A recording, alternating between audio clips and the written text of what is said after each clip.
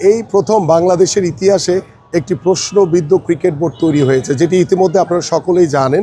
সেই ক্রিকেট বোর্ডে আমাদের যে সাবেক যে অনভিজ্ঞ ক্রীড়া উপদেষ্টা, তিনি তার স্বেচ্ছাচারিতার মাধ্যমে এই ক্রিকেট বোর্ড তৈরি করে ক্রিকেট বোর্ডকে কলঙ্কিত করেছেন এবং আমার ক্রিকেটকে ক্ষতিগ্রস্ত করেছেন। এবং এইটার পিছনে যারাই জড়িত থাকুক না কেন, ভবিষ্যতে নির্বাচনের পরে আল্লাহ যদি আমাদেরকে কবুল করে, এগুলোর সুষ্ঠু তদন্তের মাধ্যমে আমরা তাদেরকে আইনের আওতায় এনে তাদেরকে অবশ্যই তাদের বিরুদ্ধে ব্যবস্থা নিতে হবে। কারণ কারো ব্যক্তিগত স্বার্থের জন্য আমার ক্রিকেট ক্ষতিগ্রস্ত হতে পারে না, আমার দেশ ক্ষতিগ্রস্ত হতে পারে না।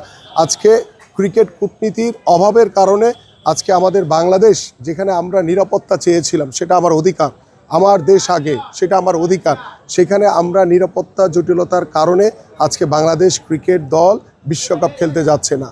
সো এটা আমরা যদি আরও সুদূর প্রসারী চিন্তা করতাম যে আমাদের ক্রিকেট বোর্ডের সাথে আইসিসি কিংবা ভারতীয় ক্রিকেট বোর্ডের সাথে একটি কূটনৈতিক পরিবেশের মাধ্যমে আমরা কিন্তু এই সমস্যাটি সমাধান করতে পারতাম।